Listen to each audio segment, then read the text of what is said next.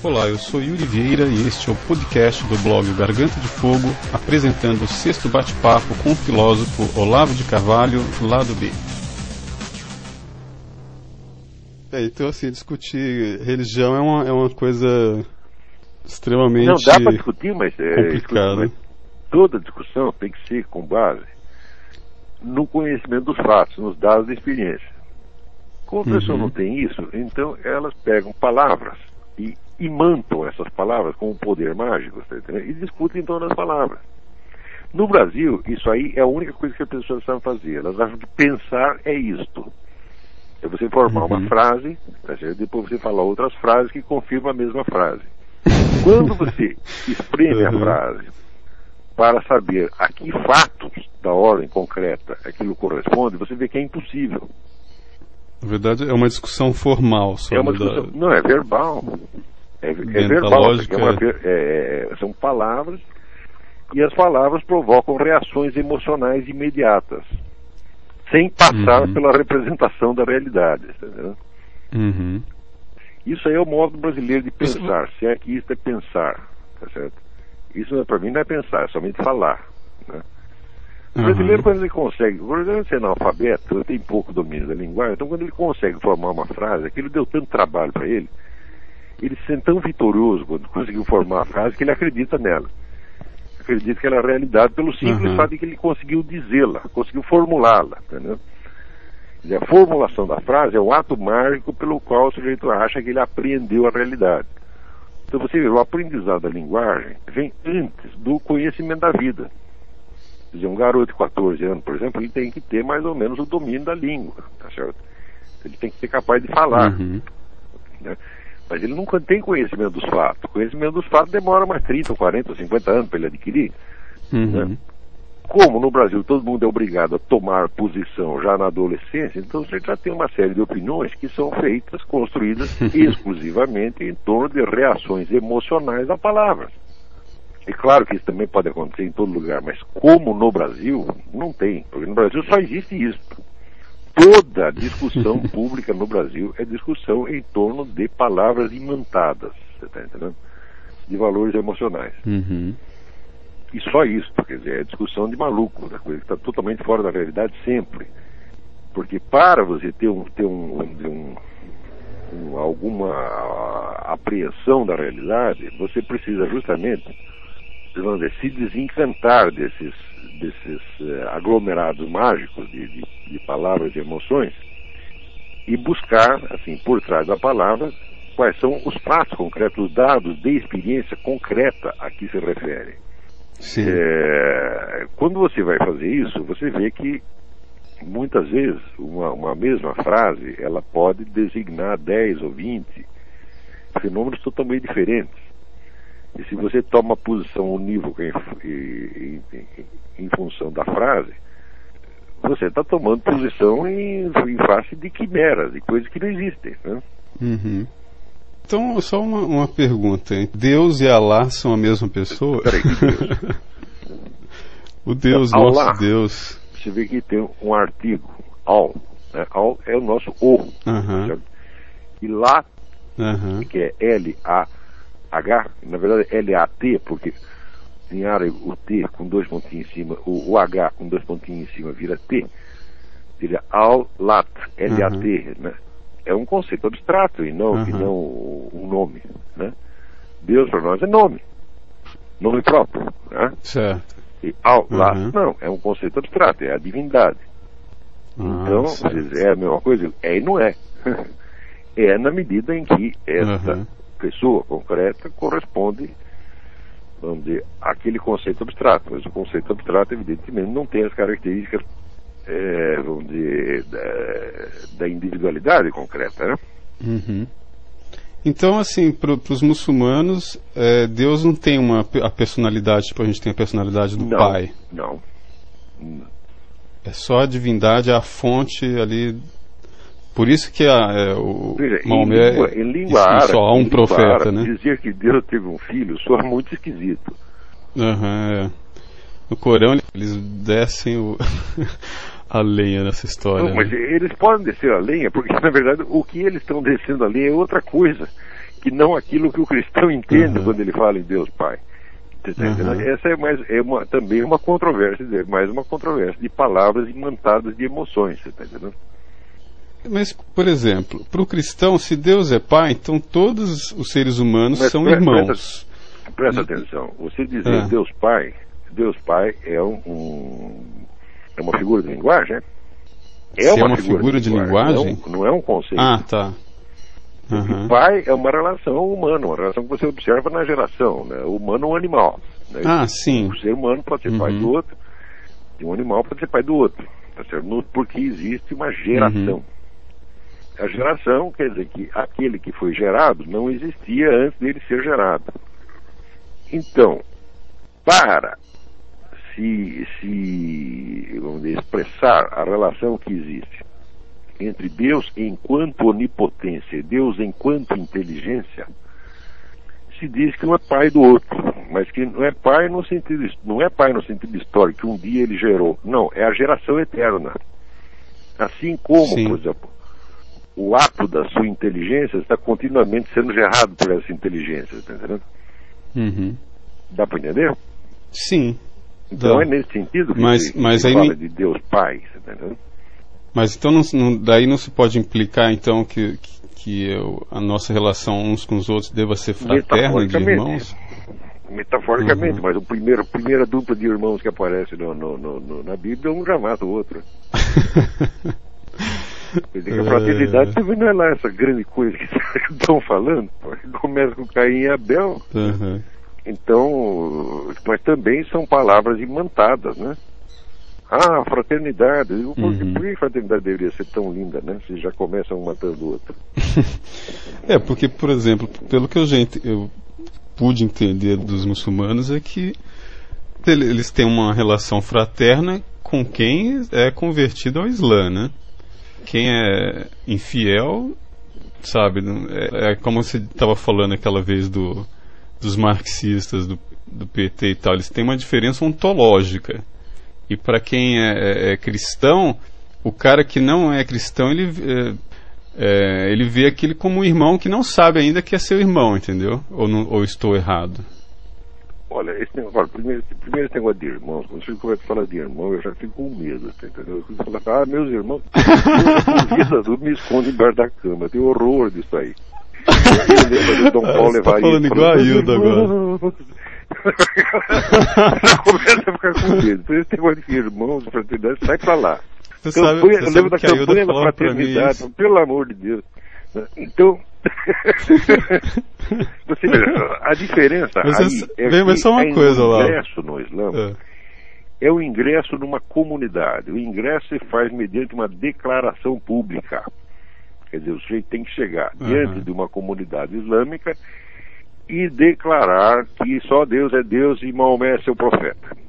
E que ele acredita nisso. A partir da hora que ele fez a declaração pública e que ele se compromete a obedecer os tal dos 5 pilares, ele é um muçulmano.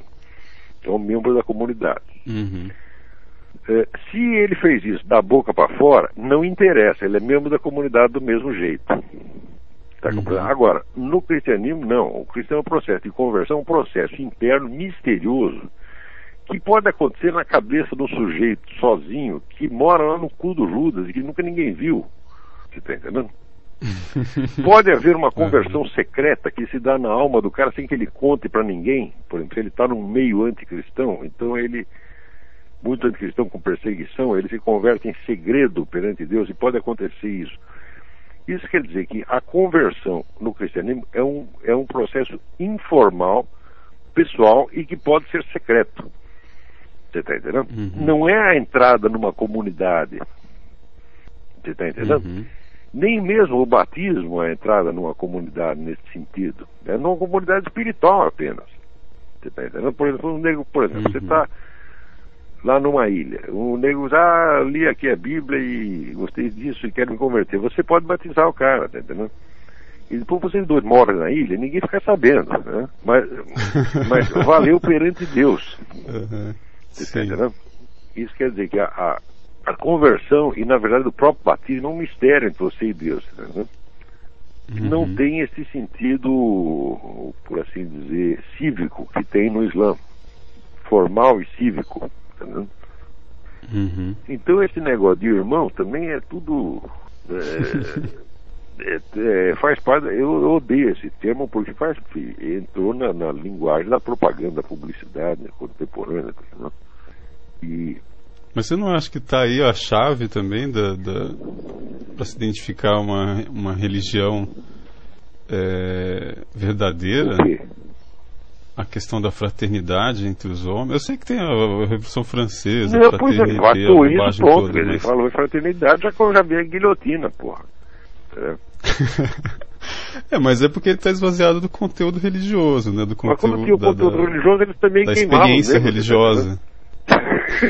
Não tem fora falando, o negócio de fraternidade é muito perigoso. É porque se for por aí, por exemplo, sabe a Hilda Hilsch? A Hilda Hilsch, a obra dela inteirinha falando de Deus. Mas eu tô conversando com ela na sala, quando a gente começava a falar de Deus, tinha hora que ela já começava a arrancar os cabelos assim. Eu não sei quem é esse cara. Mas que cara, Hilda, esse tal desse Deus, toda vez que fala nele eu tenho vontade de me jogar debaixo da mesa. Eu também, debaixo da cama, esconder debaixo da cama. Então... Agora você falou a mesma coisa com relação ao irmão. Então, olha, o que interessa no cristianismo é o seguinte. Ele nasceu e passou pela terra durante 33 anos. Um cidadão chamado Jesus Cristo, que era o verbo de Deus. O verbo de Deus é a inteligência divina. Uhum. Tá certo? Quer dizer que tudo que existe foi feito através dele. Tá certo? E o que sai da existência também sai através dele. Ele tem, tá certo, o poder de criar e desfazer. Ele é onipotente e, pior, ele fala com você. Uhum. E age. Se você falar com ele, ele responde. Isso acontece. Eu não estou dizendo que acontece. Tá certo? Não, mas então, eu sei disso. Se você confia nele, então você já é cristão, pô. Você está entendendo? Uhum. Este que é o ponto-chave. Quer dizer, quando ele diz, olha, você pode me matar, você me enterra aí, no terceiro dia eu saio. Depois do homem ter feito coisas tão extraordinárias, tinha gente que acreditava, confiava nele. E se ele falou que pode, é porque ele pode. Note bem, não se trata de acreditar que um terceiro fez. É?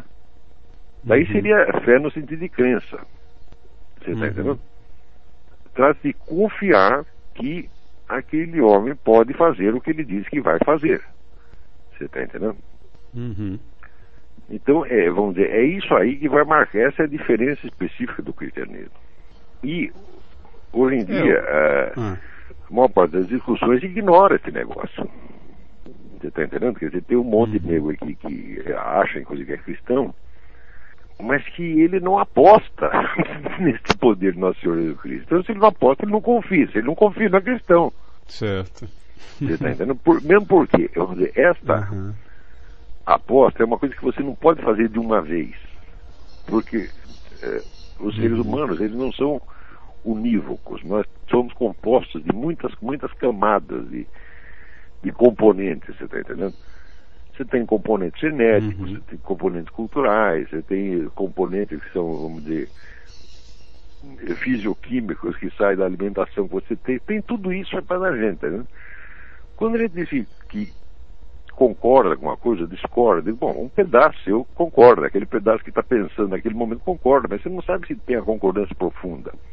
Né? Por exemplo, nas nossas memórias, por exemplo, acontece a mesma coisa que acontece na internet. Às vezes, quando você acessa uma página, a página que aparece na sua tela não é a que está sendo transmitida no momento, é uma outra que está na memória, que está no cache. Tá certo? Pode ser a página 3 meses atrás. É isso. Na nossa memória acontece também a mesma coisa, você está entendendo? Às vezes as suas reações, as nossas reações, não são determinadas pelo que nós estamos pensando no momento, mas por uma imagem que está lá no caixa faz tempo, está desatualizada, né? Então nós não temos controle completo do que nós achamos ou deixamos de achar. Nossas opiniões não são unívocas, nós estamos tudo divididos, estamos tudo conflituado por dentro, né? Então, a fé em Nosso Senhor Jesus Cristo, ela tem essa característica de que você precisa reiterá-la várias vezes. Porque o fato de você ter confiado uma vez não quer dizer que no dia seguinte você vai confiar de novo. Você confia, mas depois você fica com medo. É isso? E com medo você fica na dúvida. Daí você já não aposta mais, você está entendendo? Então, quer dizer, você não é cristão de uma vez por todas. Você deixa de ser, volta atrás, e você... o processo de conversão é muito longo, árduo, né? E hoje termina na hora da morte. Então não se preocupe, não fique com pressa. Porque para as pessoas têm que dizer, eu sou cristão, eu sou ateu, só que essa vez não entende, não faz a mais mínima diferença. Isso tudo é frescura, entendeu? O que interessa realmente o que interessa é a relação real, concreta, que aquele indivíduo vai ter com o nosso Senhor Jesus Cristo. Tá entendendo? Porque quando você fala salvação, é a salvação da aniquilação digamos, da alma, do espírito, é isso, não é? Olha, você já leu Jacques Derrida? Derrida? já é aquela tudo coisa que meio... Derrida diz está muito certo. Sem pé nem cabeça. Se você fizer a abstração da existência do nosso Senhor Jesus Cristo, a abstração da existência do Verbo Divino, tudo que ele diz está certo. E o que ele diz? Ele diz que tudo que você fala não tem a mais mínima importância, porque são apenas... uma palavra significa outra palavra, que significa outra palavra, que significa outra palavra, e tudo isso no conjunto é nada. Você está entendendo? A única coisa real que garante, vamos dizer, alguma conexão entre o nosso mundo subjetivo de ideias e imaginações e o mundo real é o Verbo Divino. Se tira o Verbo Divino, você cai no mundo do Jacques Derrida. Né? E estar no mundo do Jacques Derrida significa o seguinte: você não existe. Ele é igual o Facundo Cabral, um cantor argentino, fala do Freud, é o filho do capeta, né? Então, agora, não acredito que o Jacques Derrida seja o filho do capeta. O Jacques Derrida é uma pobre vítima, coitado. Ele, de fato, descreveu o mundo, como é que o mundo fica, se você tirar o Verbo Divino. E nesse mundo ele prova que não apenas não existe objeto, como também não existe um sujeito. Ele cumpriu a missão dele sem perceber, né? Ele exemplificou isso. Claro, ele exemplificou isso inteiramente. Eu digo, olha, o mundo é como, de fato, se você tirar esse elemento, que é o Verbo Divino, que é vamos dizer, a costura entre o objetivo e o subjetivo, porque é ao mesmo tempo é o que criou o mundo exterior, que criou a nossa alma, então ele é o elo. Se você tira, a alma está completamente separada do mundo objetivo. Mas se ela está separada do mundo objetivo, ela também está separada de si mesma. Tá certo? Porque o eu do qual você fala nunca é o eu que está falando, é sempre algo que já foi para trás. Então o eu nunca está presente. Eu digo, então o objeto da fala nunca está presente. E o sujeito também não. Então sobrou só o quê? Uma fala vazia, porra. Então, isso aí, o que acontece, não é depois que você morrer, acontece já em vida, porra. Tá entendendo? Agora, se você, vamos dizer, a seu discurso está, por assim dizer, está enganchado no Verbo Divino, então você começa a existir, você tem uma existência efetiva, tá entendendo? E o mundo começa a ter uma existência efetiva também. Então você já está enganchado na linha da imortalidade, já desde já, no sentido de que aquilo que aconteceu não pode desacontecer. O que quer que tenha acontecido durante uma fração infinitesimal de segundo não pode desacontecer, não pode ir para o nada. Nunca mais será um nada. Você está entendendo? Agora, se não tiver ninguém que saiba isso, é como se fosse um nada. Você está entendendo?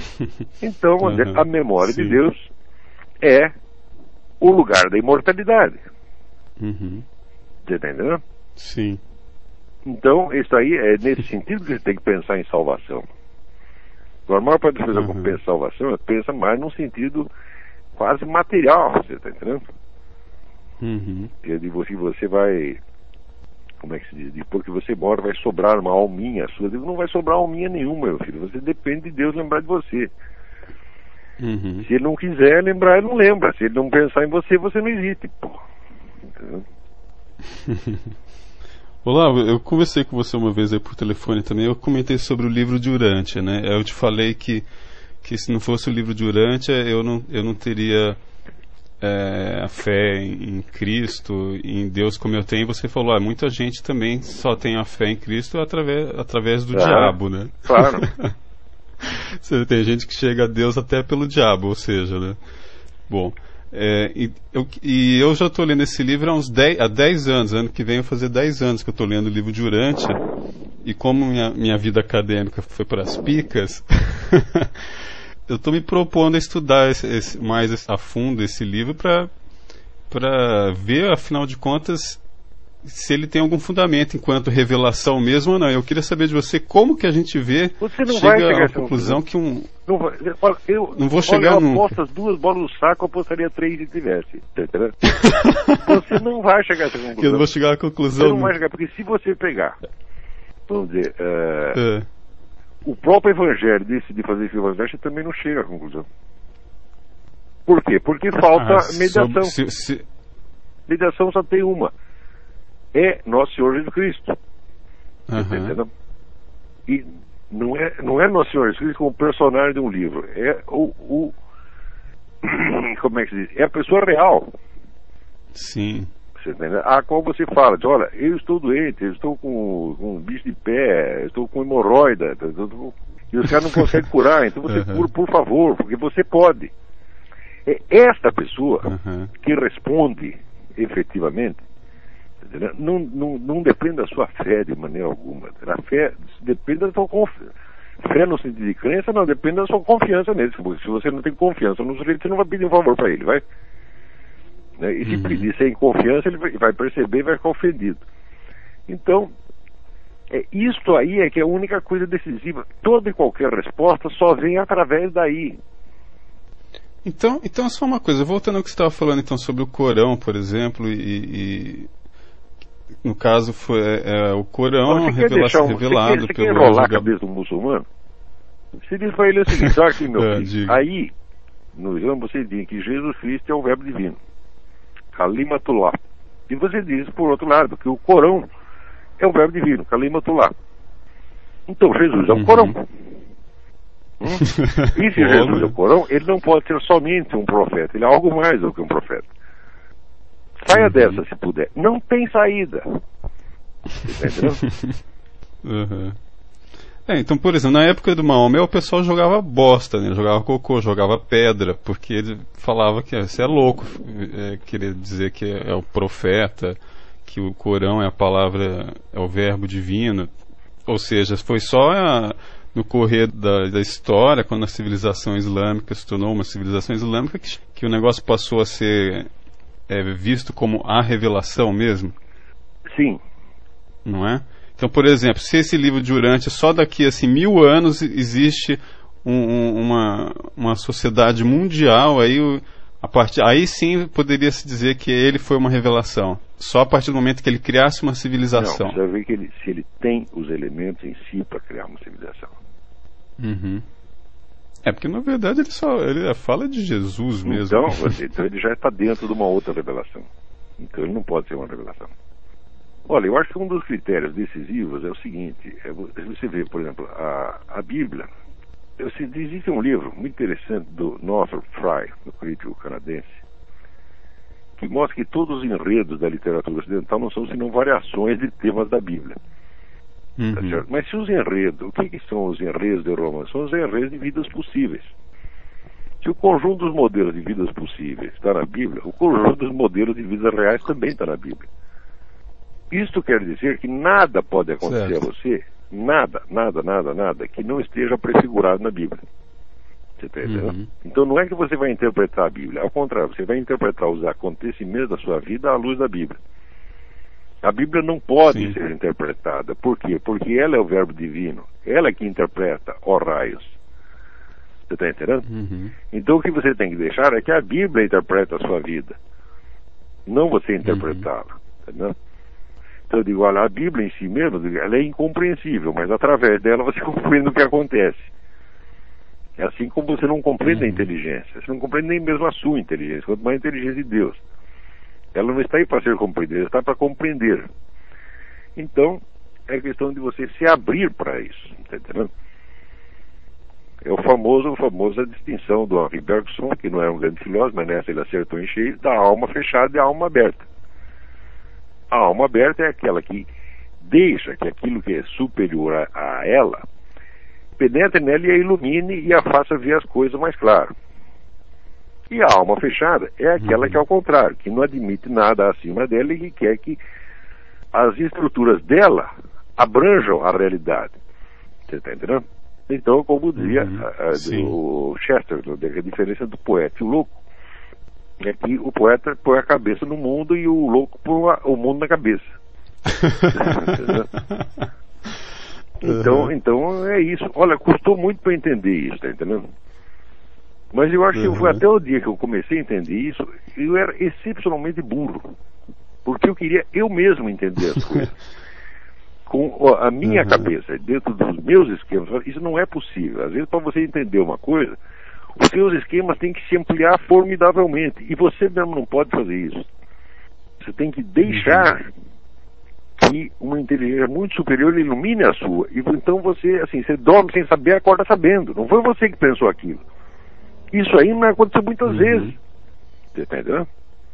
Você fica sabendo. Isso não é que você aprendeu, você fica sabendo.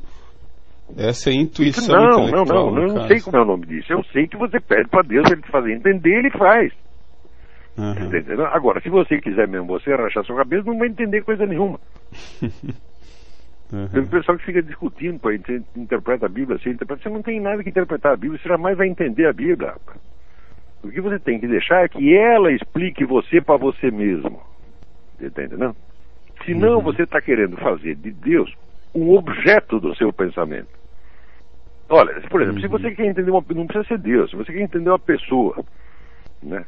Sua mãe, seu namorado, seu vizinho, o que você vai fazer? Você vai fechar os olhos para essa pessoa e ficar pensando nela? Não. Se você fizer isso, o que você está fazendo é criando um personagem. Não é isso? Você tem que deixar que a pessoa mostre para você o que ela é. Não é isso? Você tem que estar aberto para que ela diga para você o que ela é, para que ela se expresse. Eu digo, mas se é assim até com o Zé da esquina, como é que não vai ser com Deus? Você está entendendo? Então você tem que deixar que Deus se explique. E cada vez que ele se explica, ele aumenta a sua inteligência, porque você quer entender o negócio. Daí ele olha lá e fala, você nem está querendo entender isso, mas ele é burro para danar. O que eu tenho que fazer? Eu tenho que aumentar a inteligência dele para ele poder entender. Você está entendendo? Senão é que nem você querer botar num computador um monte de dados que a memória dele não comporta. O que você tem que fazer? Tem que aumentar a memória dele primeiro. Deus faz a mesma coisa com a gente. Ele aumenta a sua inteligência. E daí você entende o que você não entendia. Agora, se você quer transformar esse Deus em objeto do seu pensamento e quer você entender, bom, você termina que nem o Jacques Derrida, está entendendo?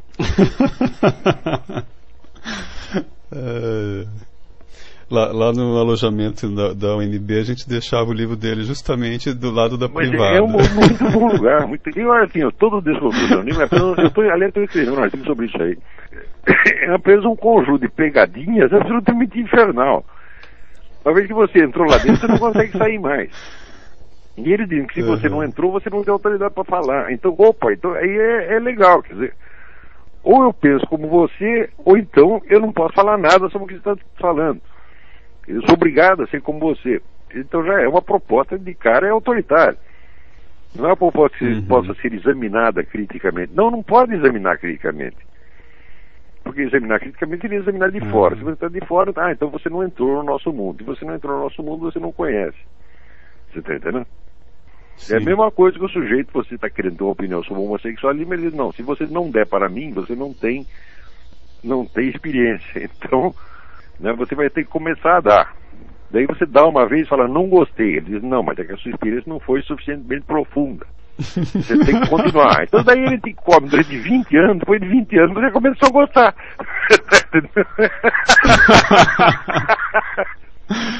Não. Tem muita escola filosófica que é assim, a própria psicanálise tem isso. Você tem que se submeter à experiência. Eu digo, o que eu estou falando com relação a Deus é outra coisa. Você não tem que se abrir com relação a mim, não, é entre você e Deus. Eu não posso entrar, nem sei o que vocês vão conversar, pô. Não posso ter controle nenhum sobre isso. E o meu pensamento, eu digo, meu pensamento eu estou expondo em palavras para que você possa compreendê-lo de fora, que você possa compreender o meu pensamento sem você precisar ser eu. Você está entendendo? Agora, essas escolas não, tipo marxismo e psicanálise e desconstrucionismo, não, você tem que entrar lá dentro mesmo. Então que você entrou, você não consegue sair mais. Isso é pegadinha. É um papel pega-mosca. Pega-mosca. Quer dizer, isso foi feito para idiotas, né? Uhum. Mas agora, por exemplo, você falou essa história de ter elementos para que seja a potência de ser uma revelação. Que tem, é isso a ideia? Eu acho que isso aí, de certa maneira, você reconhece à primeira vista. À primeira vista. Que elementos seriam esses? Por exemplo, o que algo deveria ter para que você veja é uma revelação? Você consegue conceber uma civilização inteira baseada nesse livro? Apaga os outros. Eu consigo. Apaga os outros. Apaga os outros. Outros livros? Você já não pode, porque isso aí já tem Sim. um monte de referência cristã. Então você já de cara já não pode. Agora, se você pega o universo budista, ele não tem a referência cristã. E existe uma civilização a partir dali. O cristianismo não tem referência hinduísta e tem uma civilização a partir dali. Mas então não pode haver uma religião, não pode dar origem a outra, alimentar a outra? Não, se uma religião deu origem a outra, então não foi uma revelação nova. Não se diz que é uma revelação nova, ela é um complemento da própria revelação que foi a vida de Jesus. Então entendeu? Uma civilização não é nada mais do que mais um prolongamento da civilização cristã. E ele não poderia ser, por exemplo, isso que falta para a Europa não desabar para o barbarismo, para o islamismo? Não seria ele uma união de... Porque a impressão que dá ou que é uma revelação ou que é uma criação de uma sociedade secreta, entendeu? Não tem outra explicação, porque ele deve ter sido escrito. Se ele é forjado... Quer a minha ajuda para você resolver esse enigma, você pode tirar o cavalo. Porque eu não vou fazer isso. Não, a Hilda também não quis me ajudar, o Bruno Tolentino também não. Não, isso aí você arrumou esse abacaxi. Olha, eu não queria arrumar. Eu já tenho enigmas suficientes, entendeu? Eu gostaria de resolver esse enigma do que eu chamo a paralaxe cognitiva, que são uns 6 ou 7 séculos de história aí. Se eu conseguir matar esse, eu estou feliz, entendeu? Eu já fiz minha parte. Agora, se me aparece com outro livro, primeiro o livro não termina, né? Nunca termina, ele vai só aumentando. Ih, caramba. Não, ele já está fechadinho, terminado. Quantas páginas tem? Pelo amor de Deus. 2.100 páginas. Com letras minúsculas de Bíblia, então, assim, entendeu? Agora, outro sujeito me apareceu com uma história de uma senhora grega que recebeu uma série de mensagens de Jesus Cristo. As mensagens não acabam mais, né? Um montão, tá certo? Ele diz, o que você acha? Eu falo, eu não tenho nada que achar. Eu não tenho nada que achar. Não tem nada aí na memória para achar nada. Eu não posso criar uma opinião com relação a isso. Seria uma vida dedicada a isso. Então, é o que você me falou da outra Agora, vez. eu acho que, assim, eu pensei, você quer um critério geral, e eu acho que quando Deus quer que você entenda uma coisa, ele te dá inteligência para isso.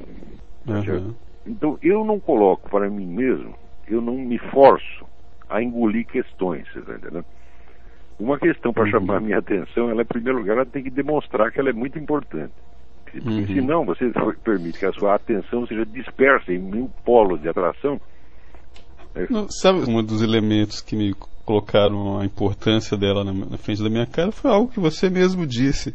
A única coisa que dá para, digamos, dar uma unidade para o planeta hoje, já que ele é um cadinho assim de civilizações borbulhando para cá com suas doutrinas, etc., seria uma nova revelação. Mas diz que ela não vai acontecer também, né? Isso é o que você falou.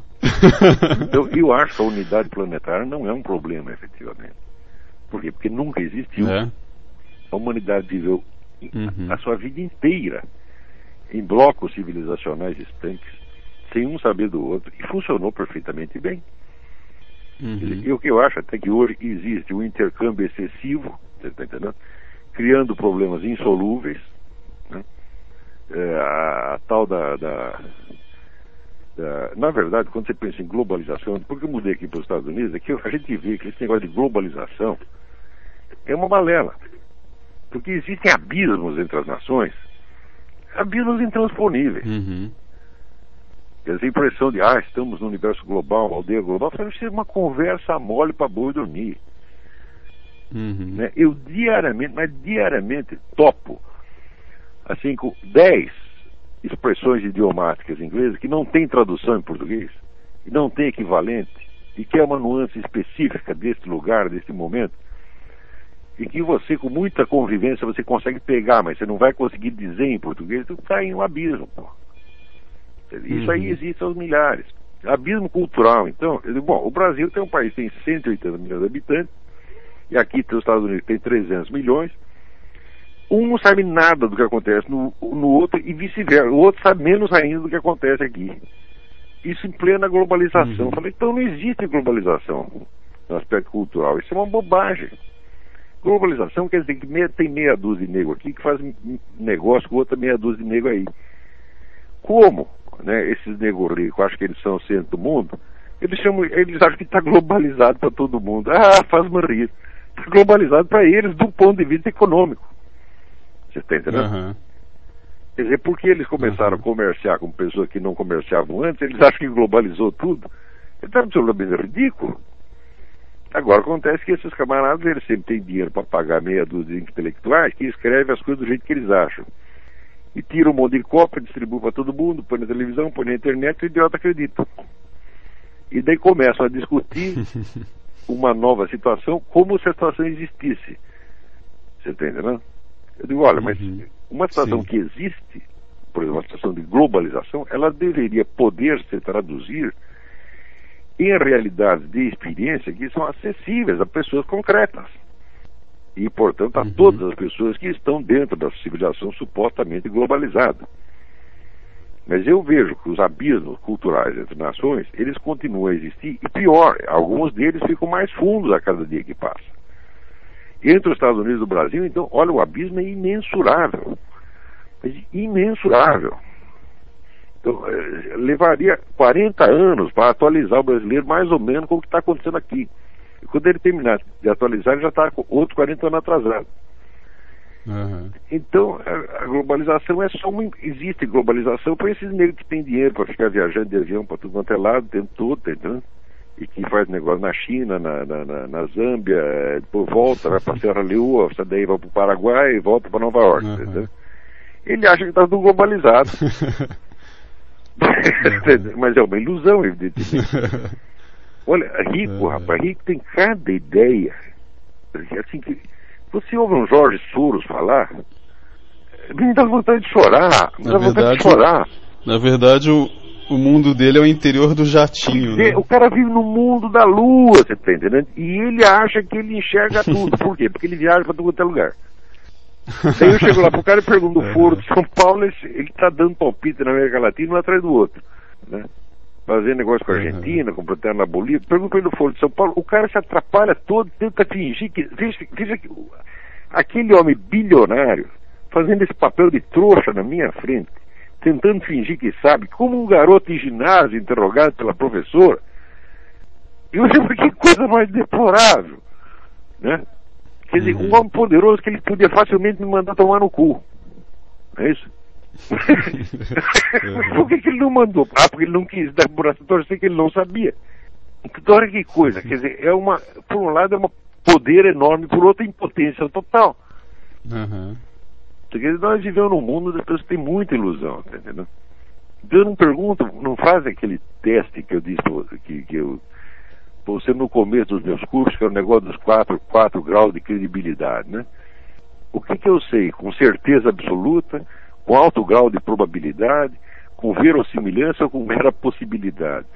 Se você diariamente pegar suas opiniões, passar por esse filtro, você vai ver que o que você sabe com certeza absoluta é quase nada, 2, 3 coisinhas. A maior, você sabe, mais um pouco de coisa com alta probabilidade, e o resto é tudo verossimilhança e fantasia. Tá entendendo? Então, por isso que essas tomadas de posição contra coisas gerais, por exemplo, o que você acha do Islã? Eu digo, eu nunca tive opinião sobre uma coisa desse tamanho, nem terei. Eu me atenho a pontos específicos que eu posso, vamos dizer, abranger intelectualmente. Você está entendendo? E eu acho que para, vamos dizer, a formação dos intelectuais, esta seria a disciplina número 1. Você saber distinguir entre o que você sabe e o que você não sabe. Agora, depois que entrou, por exemplo, essa moda desconstrucionista nas universidades, isso estupidificou as pessoas a tal ponto que elas não sabem mais distinguir entre o que é saber uma coisa e o que é conseguir fazer uma frase a respeito. Quando ele consegue fazer uma frase, ele já persuade a si mesmo. E quando ele diz aquela frase, as pessoas que nunca tinham conseguido fazer aquela frase, parece que descobriram o mundo. Ah, então é assim, agora descobri a verdade. É tudo louco, porra. Agora, eu mesmo, por exemplo, escrevendo sobre economia, no tempo que eu trabalhava no Jornal à Tarde, escrevi sobre economia, isso faz 30 anos atrás. Escrevi um monte de coisa de economia sem saber nada de economia. Eu sabia que não sabia, mas o público não sabia. Então, a hora que eu percebi como é possível fazer frases sem entender nada do negócio, eu fiquei aterrorizado. Falei, então eu posso me enganar a mim mesmo com uma facilidade extraordinária. Você está entendendo? E aí que começou a conquista da minha maturidade intelectual, que consiste em saber distinguir o que eu sei do que eu não sei. Agora, eu acho que no Brasil, o único negro que cultiva essa disciplina sou eu, porque o resto todo mundo tem opinião a respeito de tudo. E eu só tenho sobre algumas coisas. E a maior parte das perguntas que as pessoas fazem, eu sou obrigado a dizer, não sei. Viu, Olavo? Próxima vez eu queria conversar com você sobre gnosticismo. Esse é um assunto bom. Agora, só que agora, né? Só que agora o problema é que, como eu te falei, eu tenho que sair para aquele filme dessa minha amiga. Olha, falar em filme, eu assisti um filme aqui, não sei se vai passar no Brasil, chama-se Freedom Fury, A Fúria da Liberdade, sobre a Revolução de 1956 na Hungria. Um documentário maravilhoso, produzido por essa chinesinha Lucy Liu. A Lucy Liu estava lá para lançar. A Lucy Liu mede 1,10 m, se tanto. Foi um pouco difícil de enxergar. Mas isso de perto ela é bem bonitinha. Agora, proporcional. Proporcional, né? Assim, é uma bonequinha chinesa, assim, dessa de você botar em cima da mesa. E ela foi a produtora do filme. E os caras levaram 6 anos para fazer o filme. Né? Mas uma beleza, viu? Beleza mesmo. Devia passar aí no Brasil para ver esse pessoal que gosta de comunismo, para ver o que é bom para tosse. Olavo, com relação à rádio, você conseguiu... Eu consegui registrar a rádio lá no blog, naquele site. Está tudo montado. Eu devo fazer uns testes hoje. Tá. E pensei em fazer o programa segundas-feiras à noite, no horário brasileiro, 7h30. Né? Tá. Segunda-feira. Depois eu te dou. Próxima conversa eu já te dou o endereço tudo certinho, que vai ser rádio pela internet, né? O pessoal ouvirá pela internet. Te dou o endereço direitinho. Aliás, pode te dar até já. É www.blogtalkradio.com/Olavo. Só que agora não adianta botar lá porque não está na emissão, só adianta botar na hora da emissão. E eu já recebi e-mails de gente aí que está querendo, está se propondo já criar rádios comunitárias para retransmitir a gravação, né? Olha, a gravação eu vou colocar ali no meu site à disposição de quem quiser, de graça. Claro que eu vou botar lá um botãozinho para quem quiser contribuir. Ajuda também, porque isso aí come tempo fazer essas coisas, né? Se a pessoa quiser me ajudar, eu aceito, mas vai ser de graça para quem quiser ouvir. Tá ok, então. Então é isso, Olavo. Foi boa a conversa. Então até a próxima. Boa sorte aí, um abração. Um abração. Você ouviu o podcast do blog Garganta de Fogo do site caralouca.net.